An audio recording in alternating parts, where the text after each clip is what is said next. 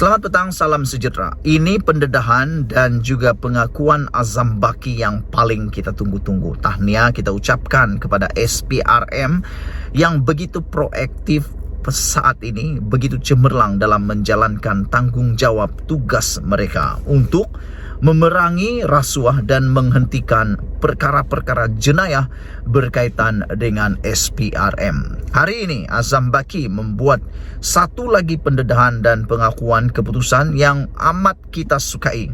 Saya secara pribadi saya suka dengan apa yang disampaikan oleh Azam Baki ini.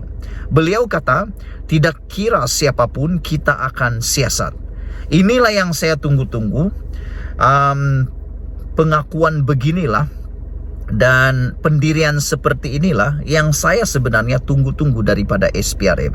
Ianya selari dengan kehendak Perdana Menteri kita Anwar Ibrahim untuk memerangi rasuah habis-habisan, dan seperti mana Anwar Ibrahim telah pun mengisytiharkan perang terhadap rasuah, begitu jugalah dengan Azam Baki apabila beliau telah nyatakan pendirian ini.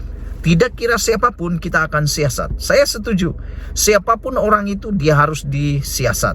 Tanpa mengira apa pangkat dia.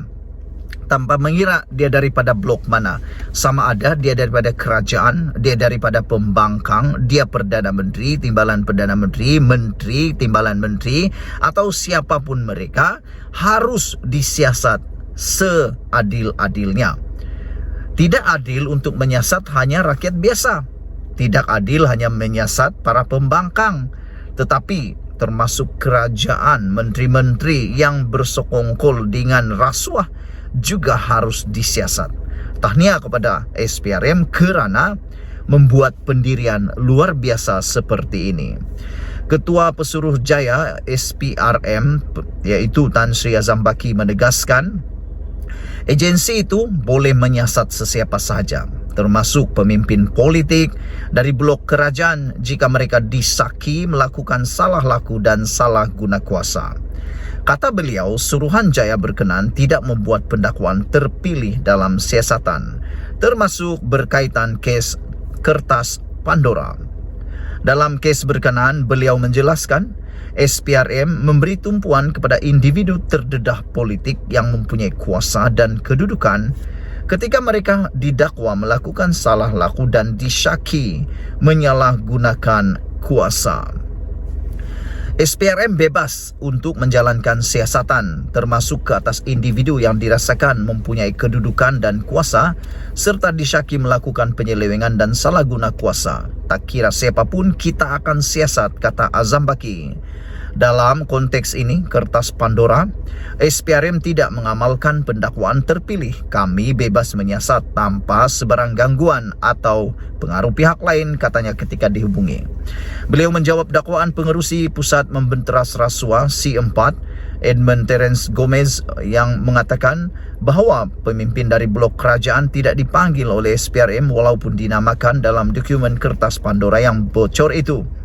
Media sebelum ini melaporkan siasatan SPRM terhadap kertas Pandora adalah pada Februari lalu membabitkan seorang bekas menteri yang tidak dinamakan dipanggil memberi keterangan mengenai kekayaan luar pesisirnya.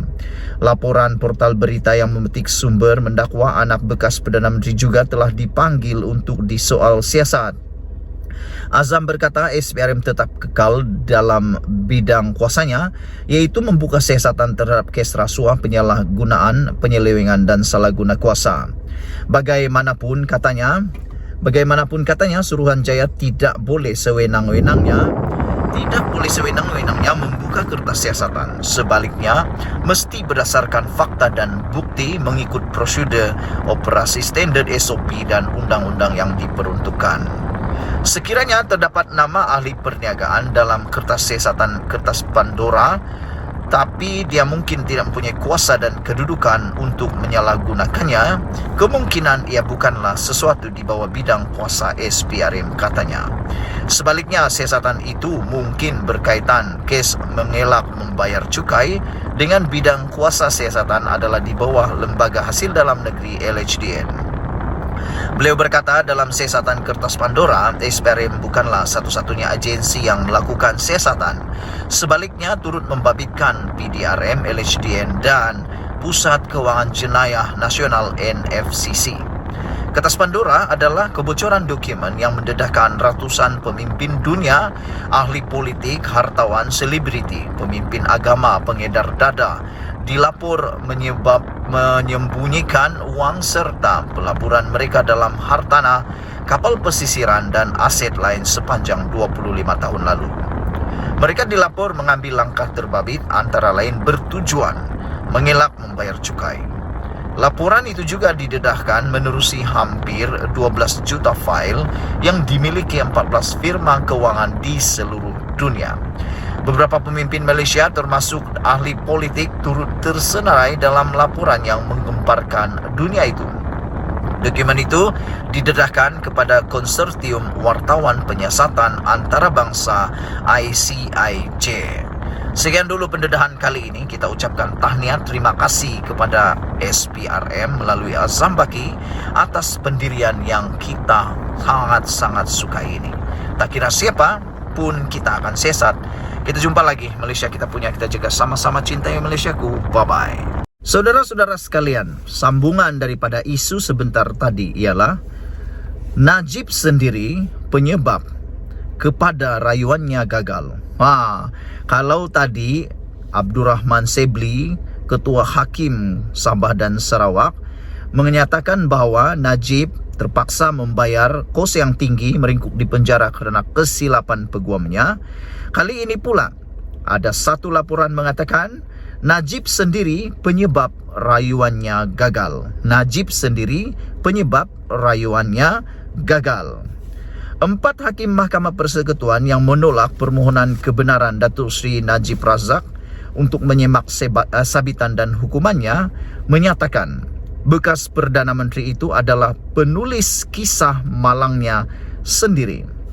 Hakim Mahkamah Persekutuan Datuk Vernon Ong Lam Kiat yang membacakan penghakiman itu berkata, keputusan rayuan akhir pada 23 Ogos tahun lalu yang dipertikaikan Najib adalah membabitkan pendapat sama ada dari segi undang-undang dan fakta. Hakim itu berkata, walaupun cenderung untuk mengambil pendekatan berbeza, mereka tidak boleh menyatakan sama ada bersetuju atau tidak bersetuju dengan keputusan rayuan akhir. Itu kerana ia bukan alasan bagi permohonan kebenaran semakan berkenan. Malangnya, beliau berkata, maklum balas Najib atas keputusan rayuan akhir itu adalah tidak seimbang sepenuhnya. Dalam afidavit sokongannya, pemohon menyatakan, saya telah dinafikan kebebasan asasi yang diberikan di bawah Perlembagaan Persekutuan untuk mendapatkan rayuan yang adil, yang merupakan pertimbangan bagi prinsip perbicaraan yang adil. Pada pandangan kami, pemohon tidak berada dalam kedudukan untuk bersikap objektif kerana tidak boleh menerima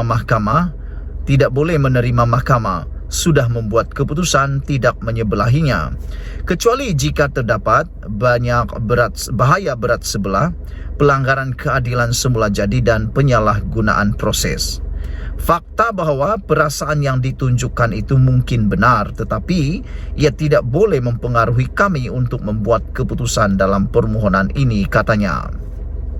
Vernon berkata, Aturan 137 Kaedah-Kaedah Mahkamah Persekutuan 1995 iaitu peruntukan yang diguna pakai Najib boleh digunakan pihak yang tidak berpuas hati dengan penghakiman mahkamah untuk mencegah ketidakadilan atau untuk mencegah penyalahgunaan proses.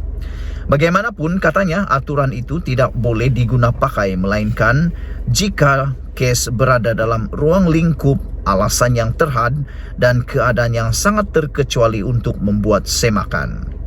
Dalam keadaan tiada alasan yang terhad dan keadaan yang sangat terkecuali, maka peruntukan ini juga diguna pakai oleh pihak yang tidak berpuas hati, mungkin adalah penyalahgunaan proses mahkamah.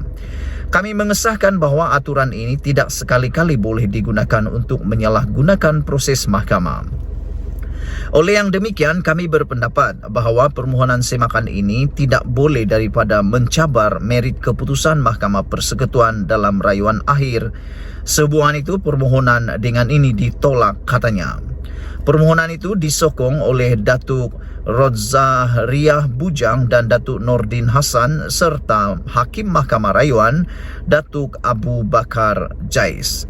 Manakala Hakim Besar Sabah dan Sarawak Datuk Abdul Rahman Sebli membuat keputusan menentang. Najib masih berdepan 3 lagi kes mahkamah termasuk penyelewengan RM20.3 bilion dana 1MDB yang kini diberingkat perbicaraan dengan pendakwaan telah memanggil seramai 44 saksi. Sekian dulu untuk kali ini, jangan lupa share video ini dan ikuti terus pendedahan-pendedahan yang lain selepas ini.